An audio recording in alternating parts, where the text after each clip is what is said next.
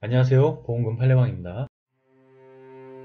유서 없이 업무적인 스트레스를 이기지 못하고 아파트 상층으로 이동하여 투신한 경우 음주 명정 상태라고 하더라도 피보험자의 심신상실에 해당하여 자살보험금은 면책인지 여부에 대하여 대구지법 안동지원 2016 가합 30249 31855 토대로 명확히 살펴보도록 하겠습니다. 기초사실은 아래에서 중복됨으로 생략합니다. 재판부의 판단, 쟁점 가, 자살인지 여부. 이 사건 사고로 망인이 사망한 것은 자살에 해당한다고 봄이 타당합니다. 상세한 이유는 다음과 같습니다. 이 사건 사고를 조사한 인천 남동경찰서 소속 경찰관은 망인이 구급공무원으로서 민원 업무에 종사하면서 업무적인 스트레스를 이기지 못하고 스스로 목숨을 끊은 것이라고 판단하고 해당 사건을 내사종결 처리하였습니다.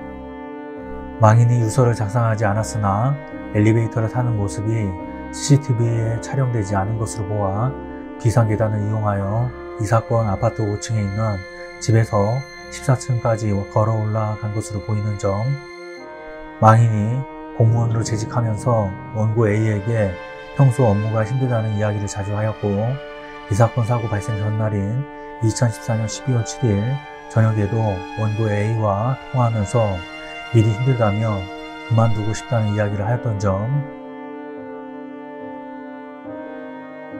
피고 A는 위와 같이 망인과 통화한 후 다음날 아침 망인에게 다시 전화를 걸었는 바 이는 피고 A가 느끼기에 망인의 심리상태가 매우 불안정하였기 때문으로 보이는 점, 피고 A는 이 사건 사고가 발생한 2014년 12월 8일 오후 4시 59분경 경찰에서 참고인 조사를 받으면서 망인이 일로 인하여 누적된 스트레스 때문에 스스로 목숨을 끊은 것이라고 생각된다고 진술하고 부검도 원하지 않는다고 진술한 점, 이러한 사정을 종합하면 망인은 이 사건 아파트 14층에서 자살할 의도로 스스로 뛰어내린 것으로 보입니다.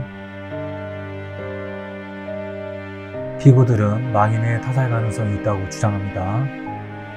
그러나 망인이 거주하던 이 사건 아파트 505호는 이 사건 사고 당시 비교적 깔끔하게 정돈된 상태로서 타인의 침입을 의심할 만한 흔적이 없었던 점, 망인은 신발을 신은 상태로 14층까지 올라간 점, 누군가 침입하여 망인을 살해하려고 하였다면 범행을 들키지 않기 위하여 집안에서 살해하는 것이 합리적이지 일부러 망인을 데리고 나가 14층까지 올라가 살해할 이유가 없는 점 등을 고려할 때 망인이 살해되었을 가능성은 매우 낮습니다.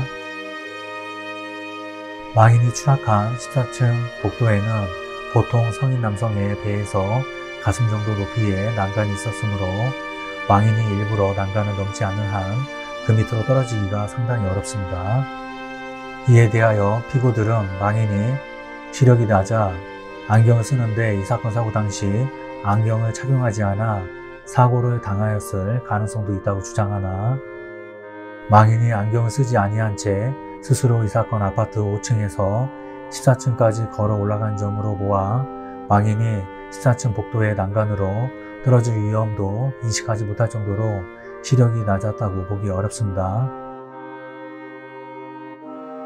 이 사건 사고 무렵 이 사건 아파트 14층 난간에는 눈이 쌓여 있었습니다.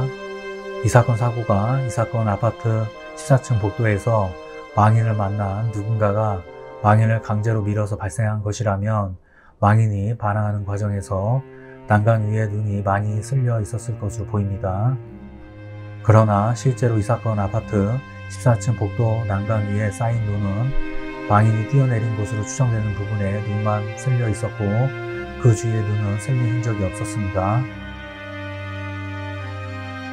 피고들은 망인의 시체를 검안한 가천대 길병원 소속 의사가 망인의 사망의 의도성 여부에 관하여 이상으로 판단하였다고 주장하나 위 의사의 소견은 해당 병원에서 확인할 수 있는 제한적인 정황들만 근거로 판단한 것이므로 특별한 의미를 부여하기 어렵습니다. 또한 피고들은 검사가 이 사건 사고와 관련하여 검시조서를 작성하면서 의도성 여부를 미상이라고 기재하였다고 주장하나 이를 인정할 아무런 증거가 없습니다. 쟁점나 망인이 이 사건 사고 당시 술에 만취한 상태였는지 여부. 피고들은 망인이 술에 만취한 상태에서 일시적인 정신적 착각으로 자살하였다고 보더라도 이는 망인이 기본 주량을 넘어선 음주라는 외부적 요인에 의한 것이지 망인의 신체적, 정신적인 내부적 요인에 의하여 발현된 것으로 볼 수 없어서 면책 사유인 심신상실 또는 정신질환에 해당하지 않는다고 주장합니다. 망인이 2014년 12월 7일 오후 9시 16분경 부친과 통화한 후 이 사건 사고 전까지 사이에 소주를 한 병 반 남짓 마신 사실을 인정할 수 있으나 망인의 평소 주량이 소주 한 병에서 두 병 정도로 보이는 점, 망인이 소주를 마신 시점과 이 사건 사고가 발생한 시점 사이에 시간적 간격을 확인할 수 있는 자료가 없는 점 등에 비추어 앞서 본 사실만으로는 망인이 술에 만취한 상태에서 일시적인 정신적 착각으로 자살하였다고 인정하기에 부족하고 달리 이를 인정할 만한 증거가 없습니다.